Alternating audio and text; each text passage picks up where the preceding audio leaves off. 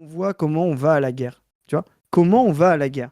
Avant que les conditions matérielles soient reprises, il y a plein de gens qui sont contre la guerre. Puis quand le capitalisme entre en crise, c'est toujours un moyen pour lui, hein, le capitalisme en crise, de résoudre les problèmes par la guerre. C'est-à-dire de résoudre un manque de débouchés, un manque de croissance mondiale, une baisse tendancielle du taux de profit, c'est-à-dire une surconcurrence, une suraccumulation du capital, d'aller détruire de la demande. Lisez Luxembourg, lisez Lénine, c'est des gens très importants là-dessus, qu'on parlait d'impérialisme et tout. Allez voir comment justement la guerre permet de détruire du capital, c'est-à-dire détruire des entreprises, en récupérer, etc., et relancer la demande.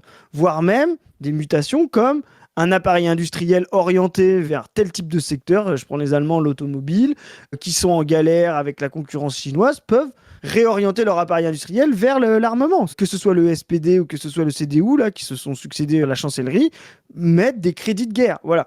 C'est ce que fait la Russie. La Russie, en tant que nation capitaliste, était en crise monumentale de production, de productivité, aussi attaquée économiquement par les États-Unis qui sont devenus, et ça c'est des choses que les gens n'ont pas en tête, qui sont devenus le premier producteur de pétrole dans le monde. En 20 ans, ils sont devenus premiers producteurs de pétrole. Donc ils ont mis en difficulté les pays du Golfe, l'Iran, la Russie, dans son exportation à cause du gaz de schiste. Voilà. La façon de répondre de la Russie, ça a été de réorienter son appareil militaire vers la guerre. Mais on voit bien que son appareil militaire n'a aujourd'hui pas du tout les moyens, même d'aller jusqu'à Kiev. Tu vois ce que je veux dire? Tu sais, vraiment, les gens, ils te parlent de Hitler, etc. Hitler a roulé sur l'Europe en 5 mois. C'est pas, on parle pas Ils de sont en la train de même dire c'est chose. plus que c'était les fascistes. Hein. Les fascistes, au départ une tragédie, ensuite une farce. Mais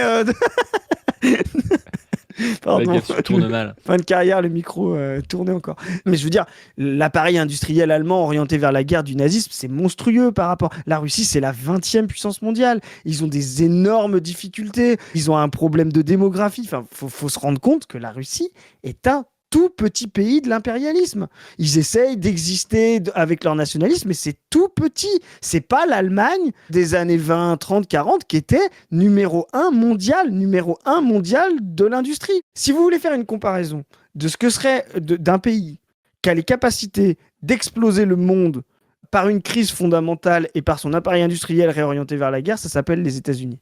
Il y a un pays qui pourrait mettre la guerre partout dans le monde comme l'Allemagne l'a fait par rapport à sa puissance industrielle, sa puissance démographique, etc. et sa crise, ce serait les États-Unis. La Russie, on parle de... C'est comme si vous disiez, en 41, la Tchécoslovaquie déclenche la guerre mondiale. Bah non, ça n'a pas les moyens de prendre comme ça. Voilà. Mais tout ça, c'est des analyses matérialistes concrètes et que personne ne fait.